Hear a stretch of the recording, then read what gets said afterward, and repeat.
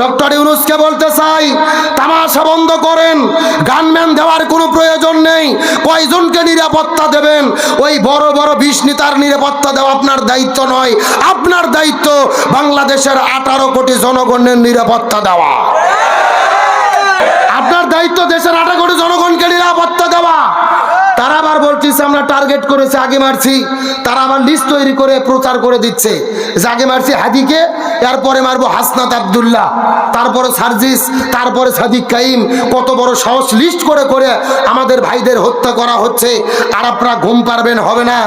এখন আবু সাইদের রক্ত শুকায় নাই, এখনো মুগ্ধর রক্ত শুকায় নাই।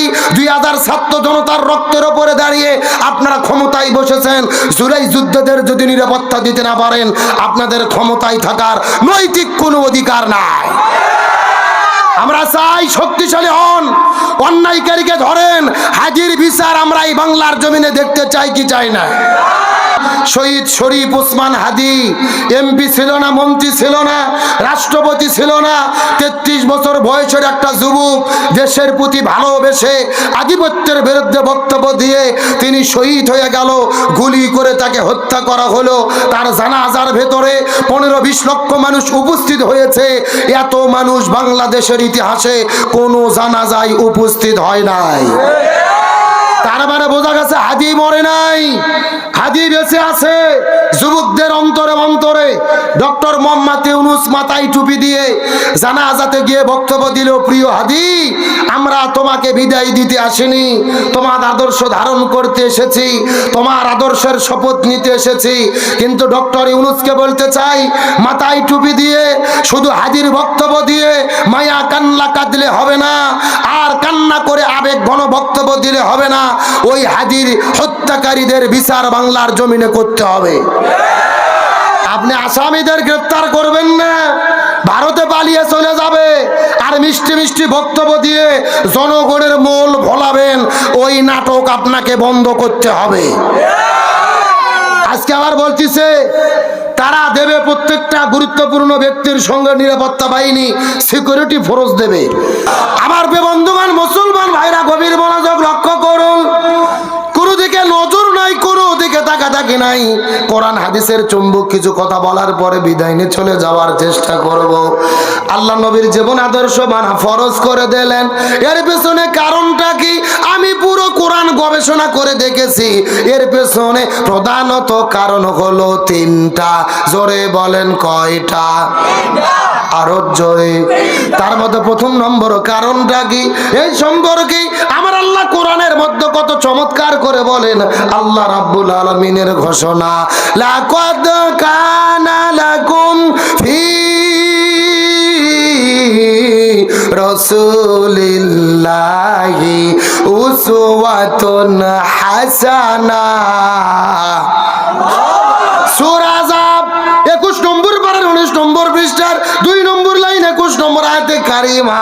তাফসীর ইবনে কাসিরের মধ্য থেকে বলতেছি, আল্লাহ তাআলা ডাকতে বলে, এ পৃথিবীর মানুষেরা, তোমরা যদি এই দুনিয়ার মধ্যে শান্তি পেতে চাও, আখিরাতের মধ্যে মুক্তি পেতে চাও, আমি নবীর জীবনের ভেতরে শ্রেষ্ঠ আদর্শ দান করেছি।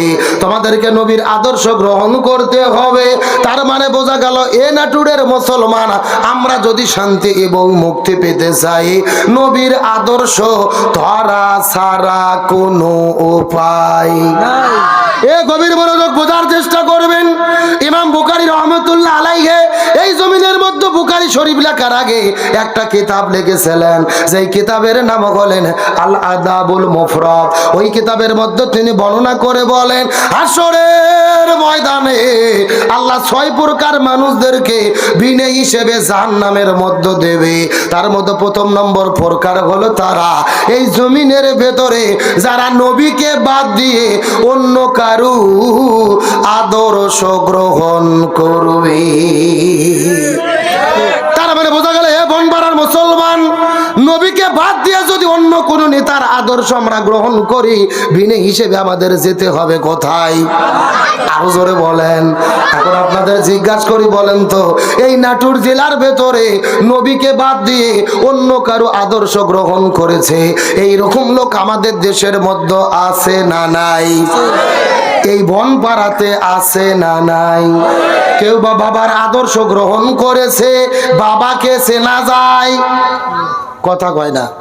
আরে বঙ্গ বল্টু জাতির ফিতে কেউ বা বাবার আদর্শ গ্রহণ করেছে, কেউ বা স্বামীর আদর্শ গ্রহণ করেছে, কেউ বা ইরশাদ চাচার আদর্শ গ্রহণ করেছে, কেউ বা কার্ল মার্কসের আদর্শ গ্রহণ করেছে, কেউ বা লেনিনের আদর্শ গ্রহণ করেছে।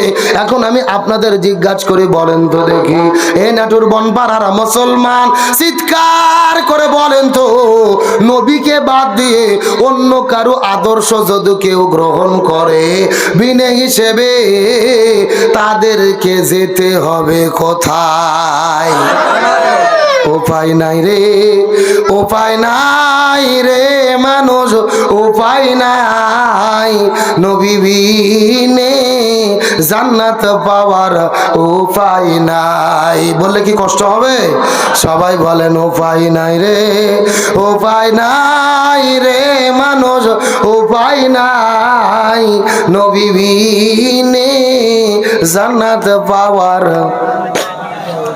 এ মুসলমান ভাইরা, গভীর মনোযোগ লক্ষ্য করে বোঝার চেষ্টা করবেন। আল্লাহ নবীর জীবন আদর্শ মানা ফরজ করলেন তিনটা কারণে। তার মধ্যে প্রথম নম্বর কারণ হলো নবী হলো শ্রেষ্ঠ আদর্শ। কোন নবীর আদর্শ গ্রহণ করার জন্য বলতেছি? আল্লাহ যেই নবীজিকে এই দুনিয়ার ভেতরে নেতা করে প্রেরণ করেছেন, চিৎকার করে বলা যাবে কি আল্লাহু আকবার। আল্লাহ কোরআনের মধ্যে কত চমৎকার করে বলেন, ইয়াসিন। রাইসুল মুফাসসিরিন হযরত আব্দুল্লাহ ইবনে আব্বাস, হযরত আব্দুল্লাহ ইবনে মাসউদ রাদিয়াল্লাহু তাআলা আনহুমা এই জায়গার মধ্যে ব্যাখ্যা করে বলেন, এখানে ইয়া শব্দটি হলেন হরফে নেদা। হরফে নেদা ওই হরফদেরকে বলা হয় যে হরফ দিয়ে মানুষদেরকে ডাকা হয়, আহ্বান করা হয়। আর সিন মানে হলো সাইয়্যেদ, সাইয়্যেদ অর্থ নেতা। এই জায়গায় সাইয়্যেদ অর্থ হলো পাঁচটি। এক নম্বর সাইয়্যেদুল বাশার, এই দুনিয়ার ভেতরে আল্লাহ যত মানুষ প্রেরণ করেছেন সবগুলো মানুষের নেতা হলেন আমাদের নবী। দুই নম্বর সাইয়্যেদুল আম্বিয়া, এই পৃথিবীর ভেতরে আল্লাহ যত নবী প্রেরণ করেছে সবগুলো নবীদের নেতা হলেন আমাদের নবী। তিন নম্বর সাইয়্যেদুল মুরসালিন, আল্লাহ যত রসুল প্রেরণ করেছে সবগুলো রসুলের নেতা হলেন আমাদের নবী। চার নম্বর সাইয়্যেদুল কাউনাইন, আল্লাহ তাআলা দোজাহান সৃষ্টি করেছে, দোজাহানের নেতা হলেন আমাদের নবী। আর পাঁচ নম্বর হলো সাইয়্যেদুল আলামিন, আল্লাহ যত জগৎ সৃষ্টি করেছে সবগুলো জগতের নেতা হলেন আমাদের নবী। আল্লাহু আকবার বলেন। আমাদের নবী সমস্ত মানুষের নেতা, সমস্ত নবীর নেতা, সমস্ত রসুলের নেতা, তামাম জানের নেতা, বিশ্ব জগতের নেতা। ওই নবীজিকে নেতা মানার দরকার আছে না নাই? এ মুসলমান ভাইরা, কত করে বোঝার চেষ্টা করবেন। ওই নবী হাদিসের মধ্যে কত চমৎকার করে বলেন, মান তাশাব্বাহা বিকওম ফাহুয়া মিনহুম, যার সঙ্গে যার মহব্বত তার সঙ্গেই হবে তার কিয়ামত। হাদিসের ব্যাখ্যাটা ভালো করে বোঝার চেষ্টা করেন। এই মুহাদ্দিস গুণগুলো কত চমৎকার করে বলেন, এই দুনিয়ার ভেতরে যে যেই দল করবে ওই দলের সাথে তার হাসর নাসর হবে। তার মানে আওয়ামী লীগের হাসর হবে আওয়ামী লীগের সাথে, বিএনপির ভাইদের হাসর হবে বিএনপির ভাইদের সাথে, চরমোনাই পীরের যারা মুরিদ হবে এদের হাসর হবে চরমোনাইয়ের পীরের সাথে, জামাত ইসলাম যারা করে এদের হাসর নাসর হবে জামাত ইসলামের সাথে। এখন হয়তো বলবেন, হুজুর দলিল ছাড়া কথা বলা যাবে না, দলিল দেন। দলিল আল্লাহর কোরআন, সূরা বনী ইসরাইল আয়াত নম্বর হলো ৭১। আল্লাহ তাআলা কত চমৎকার করে বলেন, ইয়াউমা নাদউ কুল্লা উনাসিম বিইমামিহিম, আল্লাহ তাআলা ডাক দিয়ে বলে, এ পৃথিবীর মানুষেরা, হাসরের ময়দানে কোন মানুষ কিন্তু একা উঠবে না, প্রত্যেকটা মানুষের সামনে থাকবে তার নেতা। এ সবাই জোরে বলেন, সামনে কে থাকবে? এই আল্লাহর আয়াতটা ভালো করে বোঝার চেষ্টা করেন। হাসরের ময়দানে কিন্তু আপনি আপনি একা থাকবেন না, আমিও একা থাকবো না, আমার প্রিয় চাচা আব্দুল কাদের সাহেব একা থাকবে না, প্রত্যেকটা মানুষের সামনে থাকবে তার নেতা। এই আয়াতটা যদি ভালো করে বোঝার চেষ্টা করেন, গত 56 বছরে এই বাংলাদেশের ভেতরে আওয়ামী লীগ নামক দল যারা করেছে, হাসরের ময়দানে দেখা যাবে তাদের সামনে প্রথম দাঁড়িয়ে যাবে বঙ্গবন্ধু শেখ মুজিবুর রহমান, তারপরে দাঁড়িয়ে যাবে 16 বছরের স্বৈরাচার কাঁঠাল রানী হাসিনে, এরপর ওবায়দুল কাদের, তারপরে অন্যান্য নেতা কর্মী। এই দেশের মধ্যে বিএনপি নামক দল যেই ভাইরা করে, হাসরের ময়দানে দেখা যাবে সর্বপ্রথম তাদের সামনে দাঁড়িয়ে যাবে শহীদ প্রেসিডেন্ট জিয়াউর রহমান, তারপরে খালেদা জিয়া, তারেক জিয়া, মির্জা ফখরুল ইসলাম আলমগীর। এই দেশের মধ্যে যারা চরমোনাই পীরের মুরিদ হয়েছে, হাসরের ময়দানে দেখা যাবে তাদের সামনে প্রথম দাঁড়িয়ে যাবে মরহুম পীর সাহেব হুজুর, তারপরে মুফতি ফয়জুল করিম, মুফতি রেজাউল করিম, তারপরে অন্যান্য নেতা কর্মীরা। এই দেশের মধ্যে জামাত ইসলাম নামক দল যারা করে, হাসরের ময়দানে দেখা যাবে তাদের সামনে প্রথম দাঁড়িয়ে যাবে এই দলের প্রতিষ্ঠাতা আল্লামা সৈয়দ আবুল আলা মওদুদী রাহিমাহুল্লাহ, তারপরে মাওলানা মতিউর রহমান নিজামী, অধ্যাপক গোলাম আজম, তারপরে দাঁড়িয়ে যাবে কোরআনের পাখি শহীদ আল্লামা দিলওয়ার হোসাইন সাইদি, এরপর আমির জামাত ডাক্তার শফিকুর রহমান, তারপরে অন্যান্য নেতা, তারপরে কর্মী। আল্লাহর কোরআন বলতেছে হাসরের ময়দানে কেউ একা থাকবে না, প্রত্যেকটা মানুষের সামনে থাকবে তার নেতা। এই নাটুরের মুসলমান গভীর মনোযোগ লক্ষ্য করেন, এই আয়াতটাকে এখন নিজেদের জীবনের সাথে মিল করার চেষ্টা করেন। এই দুনিয়ার ভেতরে এমন নেতার পেছনে আপনি ঘুরেছেন, এমন একটা দল আপনি করেছেন, যেই নেতাগুলো, যেই দলের কর্মীগুলো, যেই দলের নেতাগুলো জনগণের চাল ডাল গম চুরি করে খায়, রাস্তা করার দায়িত্ব পাইলে রড বালু সিমেন্ট চুরি করে খায়, ব্রিজ করার দায়িত্ব পাইলে রডের বদলে বাঁশ ঢুকে দেয়, দেশের টাকা চুরি করে বিদেশের মধ্যে নিয়ে যায়, এমন দল যদি করে থাকেন, এমন নেতার পেছনে যদি ঘুরে থাকেন, আল্লাহর কোরআন বলতিছে তাহলে আপনারা ধরা খাইয়ে বসে আছেন। এ কথা কন, এ নেতা মানে দুনিয়ার বিষয় নয়। এই দুনিয়াতে আপনি যাকে নেতা মানবেন, হাসরের ময়দানে তাকে সামনে পাবেন।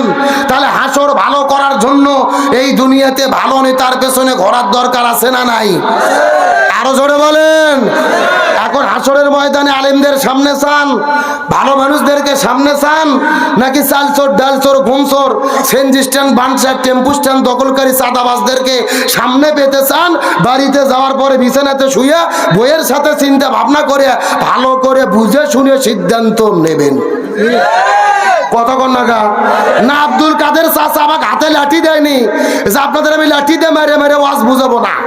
আমার দায়িত্ব কোরআনের বক্তব্য দেওয়া, মানা না মানা আপনাদের ব্যাপার। তাহলে বলেন আখিরাত ভালো করার জন্য এই দুনিয়াতে ভালো নেতার পেছনে ঘোরার দরকার আছে না নাই? গত 16 বছর যারা আওয়ামী লীগ নামে দল করেছে, হাসিনা পালিয়ে চলে গেল বলে পর্যন্ত যায়নি। হাসরে হাসিনাই দলের নেতা কর্মীদের উপকার করতে পারবে? হাসিনা বলবে বাংলাদেশে আওয়ামী লীগ নামে আমার কোনো দলই ছিল না। এ কথা কর না গা, দেশে আগুন লাগাইয়া আলেমদের জ্বালাইয়া পালাইয়া সাইরা গেলে ঢাকা, গণভবনটা এখন ফাঁকা বুবুরে, গণভবনটা এখন ফাঁকা। শূন্যস্থান পূরণ বোঝেন না সবাই? গণভবনটা এখন, দেশে আগুন লাগাইয়া আলেমদের জ্বালাইয়া পালাইয়া সাইরা গেলে ঢাকা, গণভবনটা এখন ফাঁকা ডাইনি রে, গণভবনটা এখন, গণভবনটা এখন। অধিকারের কথা বলেছিলে রাজাকার, জনগণ বইজা গেল তুমি বুবু স্বৈরাচার। অধিকারের কথা বলেছিলে রাজাকার, জনগণ বইজা গেল তুমি বুবু স্বৈরাচার। তোমার নেই তো শরম লাজ বুবু বড়ই নাটকবাজ, তোমার নেই তো শরম লাজ বুবু বড়ই নাটকবাজ। কাউও ডাকে না আর কাকা, গণভবনটা এখন ফাঁকা বুবুরে, গণভবনটা এখন। এ সবাই গণভবনটা এখন দেশে আগুন লাগাইয়া আলেমদের জ্বালাইয়া পালাইয়া সাইরা গেলে ঢাকা গণভবনটা এখন ফাঁকা বুবুরে গণভবনটা এখন খেলা হবে শামীম তো আর বলে না সংসদে মমতাজের বুকটা তো আর ফাটে না খেলা হবে খেলা কাউয়া তো আর বলে না সংসদে মমতাজের বুকটা তো আর ফাটে না পলকের ঝলক তো আর নাই বুবুর টাকলা মুরাদ নাই দিল্লিতে স্বামীর বাড়ি একা গণভবনটা এখন ফাঁকা বুবুরে গণভবনটা এখন এরা কি বুবুর লোক নাকি? না না না না না বুবুর কথা শুনে ওটা কিন্তু লক্ষণ ভালো না। এরা যদি জাগার মাল জাগাত ফেরত না আসে তাহলে মনে করবেন ভেজাল আছে। জোরে বলেন গণভবনটা এখন গণভবনটা এখন মিথ্যা মামলায় ফাঁসি দিলে সোনার মানুষগুলোরে কত বড় ডাইনি সেজে মায়া নাই তার অন্তরে কোরআনের পাখি শহীদ আল্লামা দেলোয়ার হোসেন সাইদি মতিউর রহমান নিজামী আব্দুল কাদের মোল্লা সালাউদ্দিন কাদের শাখা চৌধুরী এই মানুষগুলোকে হত্যা করেছে ফাঁসিতে ঝুলাইয়া। এদেরকে কোনো অপরাধ ছিল? মিথ্যা মামলায় ফাঁসি দিলে সোনার মানুষগুলোরে কত বড় ডাইনি সেজে মায়া নাই তার অন্তরে আদৌ সেই আদালত আছে ফাঁসির দড়িও আছে কবে পাবো বুবু তোমার দেখা